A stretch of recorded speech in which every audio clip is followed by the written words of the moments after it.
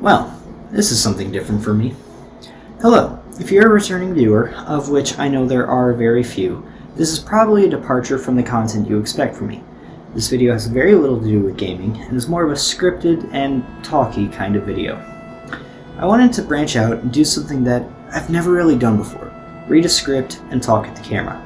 If this is something you end up enjoying, please leave a like and or comment, because with a small channel like mine, it's hard to get picked up in the algorithm, and if this content does better than my gaming content and memes, well, I should probably do more of this, assuming I end up liking it. Do want to quickly mention this video, well, more accurately the style, was inspired by Technology Connections. I love his videos and the way he just talks to the camera mixed in with the B-roll and the physical examples of the things he talks about is so simple but very enjoyable to look at. So, after all that hubbub, what am I actually talking about? I am a Windows guy and occasionally a Linux guy, so I made the only decision that made sense. I bought a Mac! Technically, this Mac isn't my first Mac. I have a 2009 iMac, though it rarely sees use, being from 2009 and all. The GPU is an NVIDIA 9400 card. But yes, I, being a Windows user, made the decision to buy a MacBook. Why? Simple. Look how elegant and beautiful this machine is, if you don't stare at the fingerprints, which I can't get off the screen. Compare that to, well, for example, this Asus VivoBook, which, yes, technically is an order of magnitude cheaper, but also technically isn't for reasons I'll get into later. The MacBook is compact, light, and amazingly designed. Visually, anyway. We'll get into the ports, or lack thereof, later.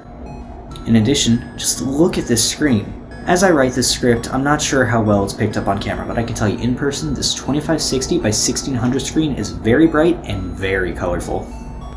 Point of clarification. This is a 5-year-old MacBook. More specifically, the 2020 Intel MacBook Pro, one of the last Intel Macs they ever made. It boasts a 10th gen quad-core Intel CPU, macOS will not be specific on which CPU, and Intel Iris graphics to match. Is it the most powerful thing? No, but it was a fairly good deal when you consider the price to performance. How much was it? It was $250 from eBay after all costs and expenses related to it. More detail in a second.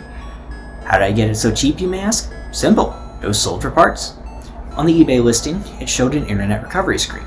The seller, a recycling center for context, did clarify that it was activation locked. However, I naively assumed they saw error code and network icon and jumped to activation lock. And indeed, upon receiving the MacBook, I charged it up, turned it on, and it was functionally a paperweight. Fear not though, there's Apple support. They would never screw their customers over, right? Wrong. After 5 separate attempts, including a receipt of recycling from the seller, they refused to remove the activation lock. You may then be asking how I am, using the MacBook, including to work on this video as a matter of fact. Again, more later. Well, checkmate, Apple. Your desires to turn this perfectly functional machine into a completely useless hunk of metal was easily circumvented, though I will not be discussing how due to YouTube's policy. Though if you read between the lines, you may get an idea. Hint, hint, wink, wink. Note, however, this isn't an endorsement of jailbreaking, just my own personal desire to stop a perfectly usable device becoming e-waste. It isn't perfect. In fact, it actually relocked itself while initially installing it. However, I was able to unlock it again. I also can't update it, though truthfully I don't want to. Spoiler alert, I hate Tahoe and all of its graphics card roasting liquid transparency. If I really want fancy transparency effects, I'll just go back to Vista. I also can't use an Apple ID on it for fear of it relocking itself, but given that I am wonderfully fruit device deficient, that actually isn't too much of an issue for me. View is the app that doesn't just have a direct download, though that does have some annoying quirks associated with it. But let's not spend an entire day talking about the follies of activation lock, though there's a good Hugh Jeffries video if you do want more ranting at Apple. How is the MacBook? Honestly, amazing, mostly. While yes, USB-C has some nice advantages, for example, docking the MacBook is simple and convenient, one cable as a matter of fact, it allows me to use my desktop monitor. Yes, I said monitor and not the monitors you see behind me. This HP monitor doesn't support any recent video standard, and I don't have a VGA to HDMI adapter. It also lets me use my desktop keyboard and mouse while still retaining all of my laptop's data without waiting to sing anything over. But Apple's only give them USB-C approach, which funnily enough they've apparently walked back on, has left a lot to be desired, like for example Type A ports, though that is fixed with a dongle, though this dongle isn't exactly the best. If you couldn't tell, I am a college student, and something college students occasionally do is give presentations. I use KDE Connect, so I want to be all fancy and use my phone as a presentation room. No demo here because my phone's actually the nicest camera I own. So, I got everything set up, and we went to go present.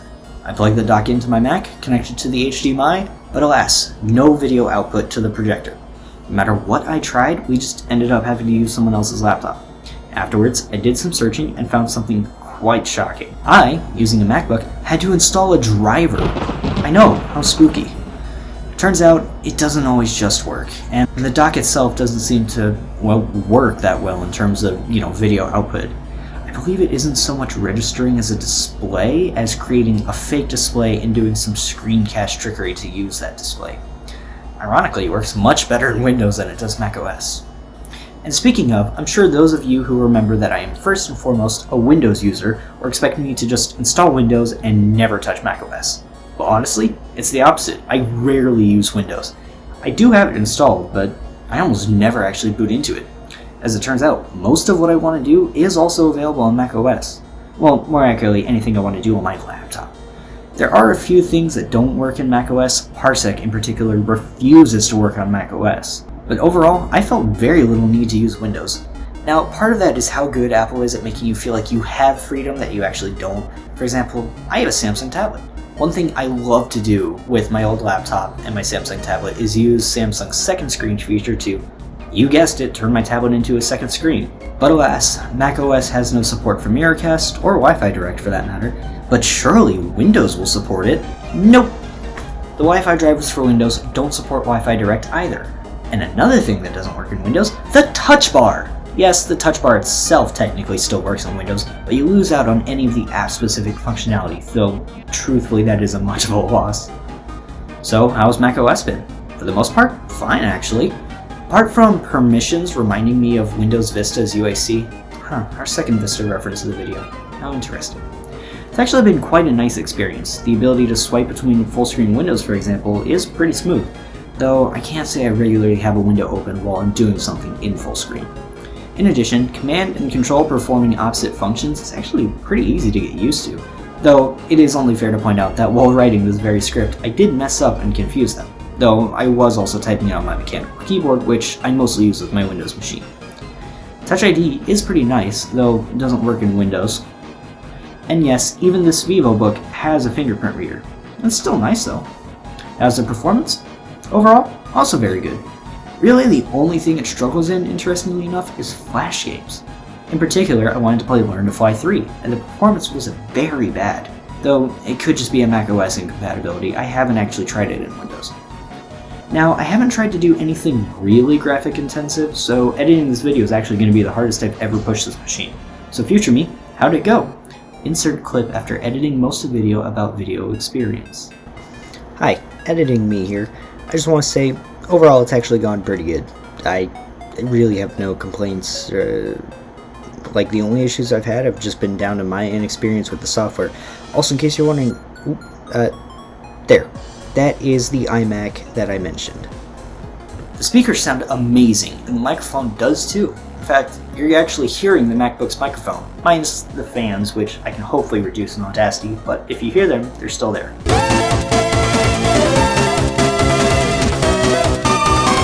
Overall though, I'm very happy with my purchase, and the overall build of the device is much nicer compared to the monster HP laptop I was using previously. macOS is also pretty enjoyable to use, and I rarely miss Windows on it. Am I going to be swapping all my devices to Apple ones then? No. Quite frankly, the cost is not worth it. I get very hacky with devices. For example, this is my Android home screen. However, let it be known, on record, that if Apple were to sell iPhones and iPads with Android, I'd buy them. It has been my opinion for a while that Apple makes great hardware and horrible software. Though I say that, macOS has actually been pretty nice. A quick note, some of you may be surprised that I haven't actually really talked about much of the touch bar, and honestly there isn't much to talk about. Yes, being able to scrub through content I'm not focused on is neat, though I've never really had an interaction with the touch bar that saved me a ton of time over just doing it with the mouse and keyboard, especially when you consider keyboard shortcuts. So overall, how would I rate the MacBook? Well, considering the fact that I had to use some less than official tools, again, not an endorsement, to get it working in the first place, and they weren't cheap, mind you, I'd say a 5 out of 10. If not for that, probably a 9 out of 10, assuming the editing went well anyway. So, with that said, those have been my thoughts about getting the MacBook. Toodaloo!